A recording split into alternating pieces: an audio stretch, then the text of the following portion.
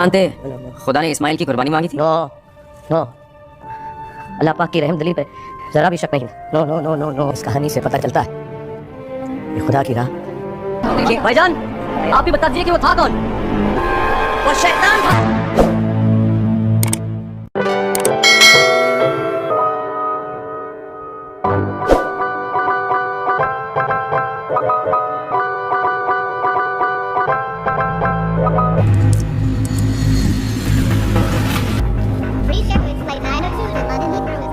Rizvan Khan, itulah nama yang diperankan Shah Rukh Khan pada film ini. Diceritakan Khan baru saja mendarat di sebuah airport San Francisco, USA.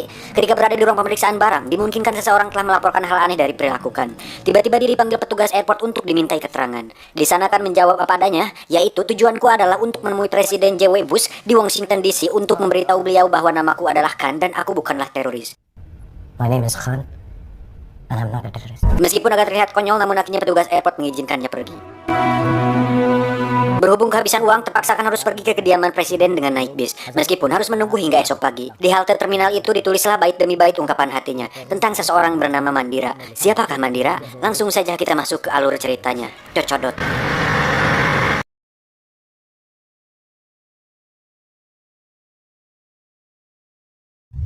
Scene kemudian membawa kita kembali ke beberapa tahun lalu, di mana Khan terlahir di kota Brovali, India. Setiap hari ia dibawa ayahnya bermain di sebuah bengkel miliknya. Namun saat ini bengkel tersebut sudah pindah tangan dan seringkali Khan diusir dari sana oleh sang empunya itu. Semenjak kepergian sang ayah, kini Khan hidup bersama ibunya, Rezia Khan, dan adik kecilnya yang bernama Zakir. Mereka lah yang senantiasa menemani hari-harinya, bahkan diakibatkan Asperger syndrome yang dialami Khan. Dia mendapatkan perhatian lebih dari sang ibu daripada adiknya sendiri, Zakir. कोई डॉक्टर ये नहीं बता पाया कि मेरे ऐसे होने की वजह क्या थी. Binaan psikis dan konsep-konsep kebaikan senantiasa ditanamkan sang ibu dengan harapan Khan bisa setara dengan mental anak-anak normal pada umumnya. Efek dari sindrom tersebut kan sering jadi objek bulian oleh teman-teman sekelasnya, meskipun faktanya secara kesadaran emosional kan justru melampaui mereka semua.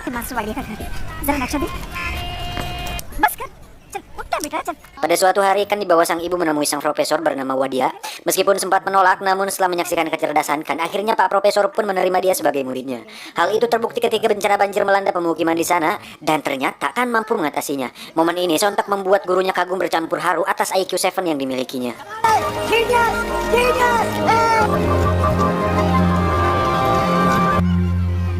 Sementara itu Zakir yang kini sudah lulus SD, dia mulai merasa iri atas kakaknya. Namun dengan penuh kearifan, sang ibu berusaha meluruskan atas kesalahpahaman itu. Meskipun sepertinya Zakir belum bisa menerimanya. Genap di usianya yang ke-18, Zakir pergi ke Amerika karena mendapat beasiswa di sana. Sementara Khan tak bisa berkata apa-apa saat itu karena maklum bahwa Zakir masih menyimpan marah atas dirinya. अम्मी हसीना यूनिवर्सिटी में पढ़ती. Singkat cerita, setahun pasca pernikahan Zakir di sana, dia bahkan belum sekalipun mempertemukan istrinya kepada sang ibu. Raut kesedihan pun terlihat jelas dari wajah sang ibu yang semakin menua dan sakit-sakitan. भाई को भी स्पॉन्सर करो.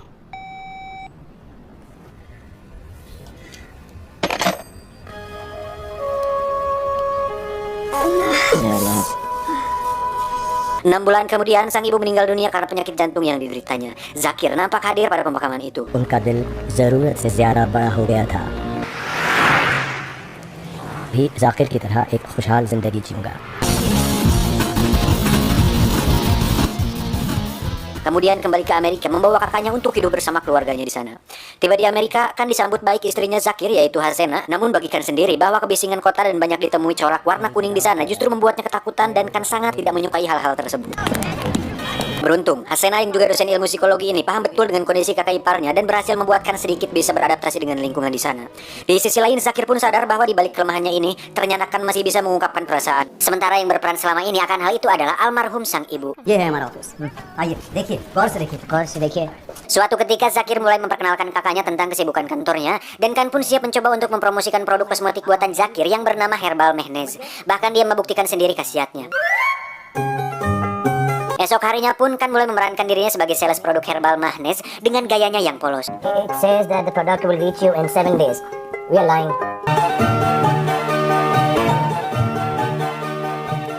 Namun ketika mau menyeberang jalan, tiba-tiba warna kuning zebra cross kembali memanggil rasa takutnya, ditambah suara bising bis tram yang hampir saja menabraknya.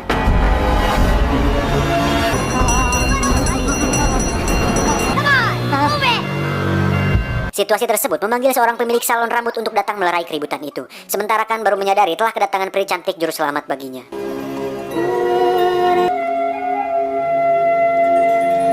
Namun tiba-tiba aliran darah kan berdebur deras ketika si bos nan elok dan baik hati itu mengetahui kedatangannya. Sebagai pramuniaga yang baik, di salon itu kan disambut si bos dengan baik pula. Bahkan produk yang kan jajakan itu pun laris semua.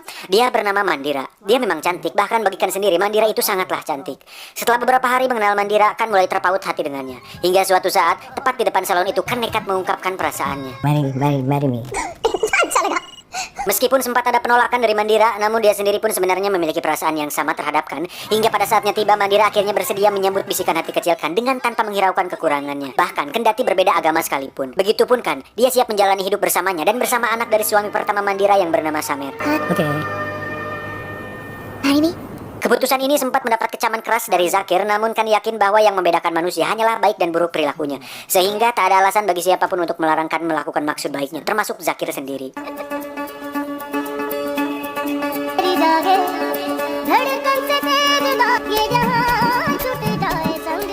Tiba di hari pernikahannya, Hasena datang memberikan doa restu bagi Kan dan Mandira. Hari-hari mereka pun nampak menyatu dalam kedamaian, kendati perbedaan keyakinan telah melatar belakangi keduanya. Kebahagiaan Mandira saat ini turut dirasakan pula oleh sahabatnya, yaitu Sarah, bersama Mark suaminya yang juga sebagai wartawan, dan anaknya Reis, teman sekelas Samer. Mereka selalu datang di setiap acara keluarga Kan dan Mandira. Diceritakan ketika mereka tertidur lelap, tiba-tiba mereka semua dikejutkan dengan berita tentang tragedi hancurnya Menara World Trade Center atau WTC oleh sekelompok teroris yang mengatasnamakan agama, yaitu Islam. Semenjak peristiwa itulah pemerintah Amerika dan warganya mulai antipati terhadap Islam, sekaligus mencap Islam sebagai agama yang kejam dengan kecenderungan radikalisme. Hal ini menunjukkan sejarah baru dunia barat telah dimulai, ditandai dengan tragedi 11 September 2001 ini. पर अब तीसरा बंटवारा हो गया था 9/11. Imbasnya adalah kini umat Islam di sana jadi tak nyaman, sehingga mereka pun tak luput dari serangan teror penduduk non-muslim sebagai reaksi dari kebencian mereka. Dijarah, dibully, dikucilkan seolah jadi makanan sehari-hari umat Islam di sana.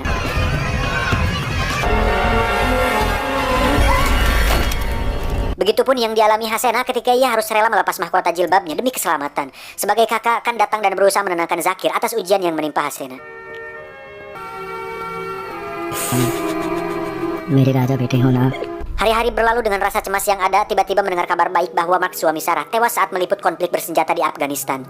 Sebagai sahabat mereka turut berduka atas kematian Mark, namun setelah itu sikap Reis berubah secara drastis. Dia selalu berpaling dari Samer seperti menyimpan sebuah dendam. Hal itu terbukti ketika pertengkaran kecil di antara mereka dan Reis menganggap bahwa kekejaman Islam itulah yang menyebabkan ayahnya terbunuh. Sialnya, sekawanan anak remaja datang justru malah melampiaskan kebencian yang sama kepada Samer, maka terjadilah perkelahian hebat.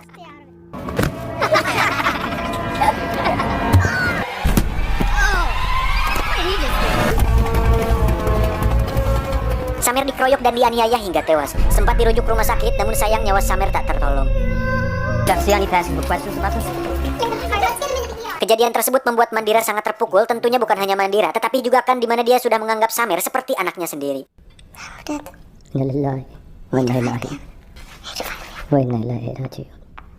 Mandira yakin terbunuhnya Samer hanya karena dia seorang muslim setelah disematkan nama Kan di belakang namanya. Kebencian sudah terlanjur menguasai jiwa Mandira sehingga kata-kata penyesalan pun terucap dari mulutnya. Jika saja dia tak menikahi Kan, mungkin semua ini pun tak akan terjadi. Namun kedewasaan sikap Kan terlihat ketika menerima kenyataan ini dengan ketulusan. Meskipun dia harus angkat kaki dari kehidupan Mandira untuk membuktikan pada dunia barat bahwa dirinya adalah Kan dan dia bukan seorang teroris. Kan pun mengambil perkataan istrinya dengan serius, lantas memutuskan sebuah perjalanan jauh untuk menemui Presiden J.W. Bush. Setidaknya langkah ini dapat sedikit menebus kepedihan atas kematian Samer, sekaligus meyakinkan Mandira bahwa Islam adalah kedamaian bagi semesta dan tak ada sedikit pun yang salah dengan Islam. Segmen ini terkait peradaban pertama yang mana telah dibahas di awal tadi.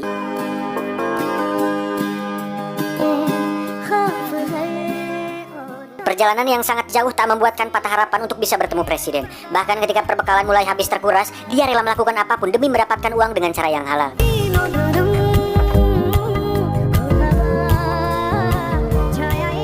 Di sana Kan berusaha mengemukakan tentang identitas Islamnya dengan sikap-sikap ketaatan. Hal tersebut membuat kagum seorang Kristiani dan sepasang Muslim yang baru saja dikenalinya di sebuah restoran. Di tengah rasisme masyarakat Barat ketika itu, dengan tegar Kan menjalankan kewajibannya sebagai Muslim. Karena dia yakin bahwa sholat tidak bergantung pada situasi atau pada siapapun, melainkan hanya bergantung pada keyakinan penganutnya.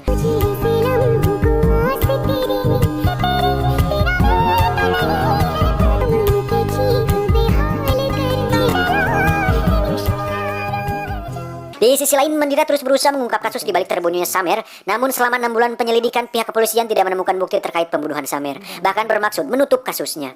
Alhasil Mandira kecewa dan bertekad untuk menemukannya sendiri.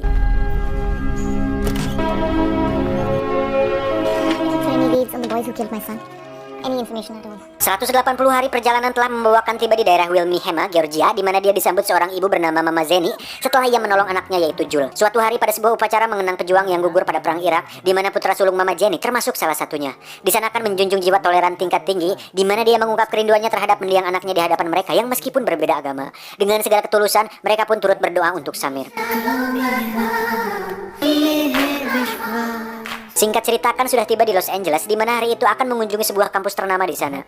Namun ketika hendak berdoa di sebuah masjid, kan tak sengaja mendengar diskusi seorang imam, Dr. Faisal Rehman, dengan mengutip kisah Nabi Ibrahim tatkala beliau mengorbankan Nabi Ismail, anaknya di jalan Allah. मुझे गुस्सा तब आता है जब यही नेकी Namun, redaksi dan intonasi bahasa sang dokter ini seperti sedang mendoktrin jemaat untuk sebuah gerakan perlawanan atas keresahan umat Islam di sana. Tiba-tiba kan tersentak kaget. Dengan tegas dia menolak pemikiran serta ajakan sang dokter, sekaligus menjelaskan bahwa jalan Allah di balik kisah Ibrahim dan Ismail bukanlah kebencian atau perang, melainkan kasih sayang. इस कहानी से पता चलता है ये खुदा की राह आप झूठ बोल रहे हैं आप झूठ बोल रहे हैं डॉक्टर भाईजान आप ही बता दीजिए कि वो था कौन वो शैतान था शैतान Kan sempat menginformasikan penemuan tersebut untuk diketahui FBI, sebelum kemudian dia pun berbaur dengan massa untuk bertemu presiden. Di balik kerumunan berkali-kali kan menyuarakan pesannya dengan lantang. Hal tersebut sontak menarik perhatian seorang kru media PBC News. Namun faktanya, perkataan Kan ini justru memancing kesalahpahaman massa dan tim pengamanan saat itu. Akhirnya Kan pun ditangkap petugas atas dugaan terindikasi teroris.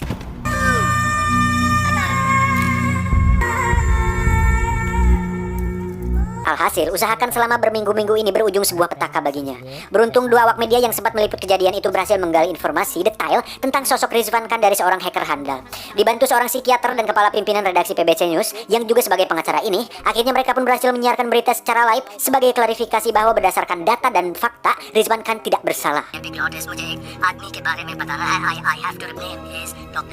Berbagai pihak terkait telah merespon baik siaran tersebut sehingga Kan difasilitasi untuk menyampaikan penemuan terduga teroris pemimpin Dr. Faisal Rehman kepada FBI. Dari pelaporan itulah akhirnya Kan dibebaskan tanpa syarat. Di ruang resepsionis kantor itu Kan mencium aroma wangi tubuh Mandira yang khas. Spontan dia pun mencarinya. Namun setelah ditemukan, Kan lebih memilih untuk menunaikan janjinya daripada menemui Mandira. Karena dia yakin bahwa janji adalah utang yang suatu saat kelak akan dipertanyakan dan dipertanggungjawabkan.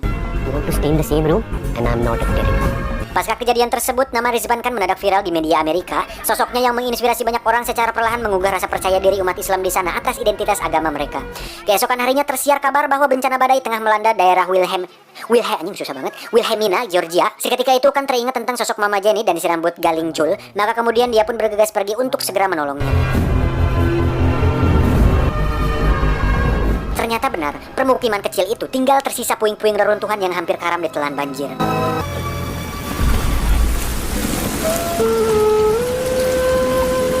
Mereka yang selamat melindungi diri dan luka-lukanya di balik atap bocor gereja tua itu. Kan yang lebih dulu tiba di sana turut membantu memperbaiki gereja dengan segenap ketulusan hatinya.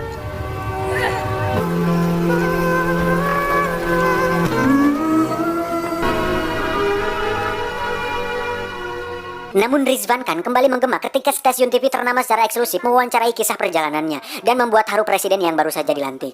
Hal ini pula yang kemudian menyentuh hati Riz untuk segera mengakui kesalahannya kepada Mandira, yang secara sadar Riz dan kawan-kawan menyerahkan diri untuk mempertanggungjawabkan perbuatan mereka.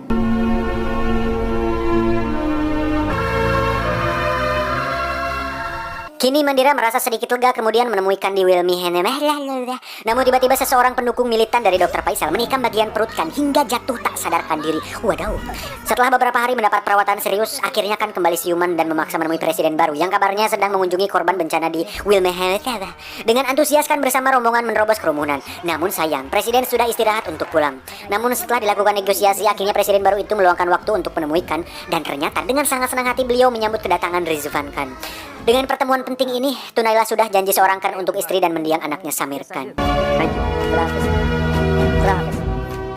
Tamat, ending yang sangat mengharukan.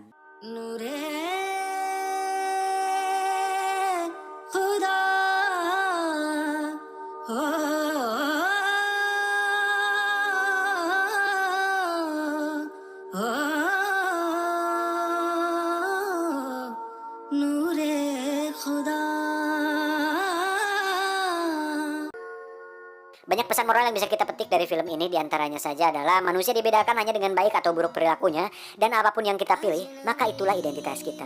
Cung curungan Aladin. हर नजर पे